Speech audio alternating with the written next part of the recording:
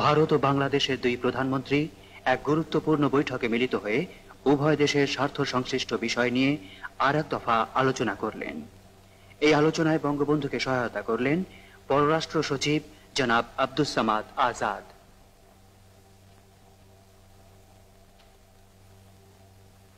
দুপুরে কলকাতা পরিবহন সংস্থা শ্রমিক ইউনিয়নের পক্ষ থেকে বঙ্গবন্ধুকে উপহার দেওয়া হলো ডাবল ডেকার বাসের দুটি মডেল।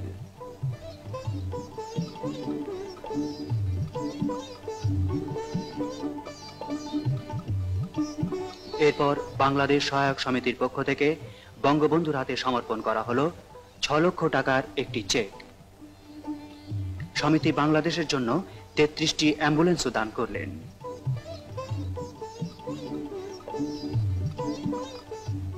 তারপর ভারতীয় প্রধানমন্ত্রী ভারতের জনগণের পক্ষ থেকে বঙ্গবন্ধুকে উপহার দিলেন 11 কোটি টাকার ত্রাণ সামগ্রী।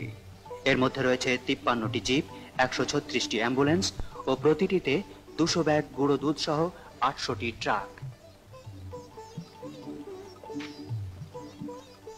বিকেল 3টেয় রাজভবনে কলকাতা পৌরসভার পক্ষ থেকে বঙ্গবন্ধুকে দেওয়া হলো এক বর্ণাঢ্য নাগরিক সম্বর্ধনা। মুক্তিবাহিনী ও মিত্রবাহিনীর 5 প্রতিমূর্তি খচিত একটি রোপপাধারে তাকে মানপত্র উপহার দিলেন কলকাতার মেয়র শ্রী শ্যাম সুন্দর গুপ্ত।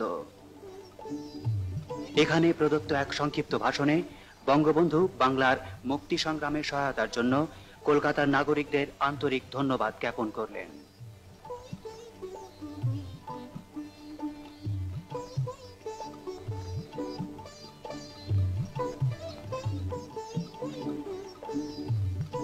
বিকেল 4টায় বঙ্গবন্ধু মিলিত হলেন কলকাতার বুদ্ধিজীবী সম্প্রদায়ের সঙ্গে।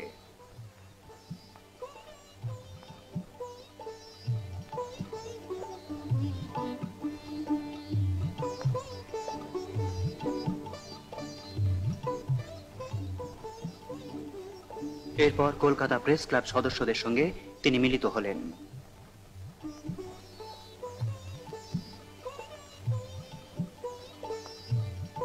এই অনুষ্ঠানে তিনি বাংলাদেশের মুক্তি সংগ্রামে তাঁদের ভূমিকার জন্য গভীর কৃতজ্ঞতা প্রকাশ করলেন।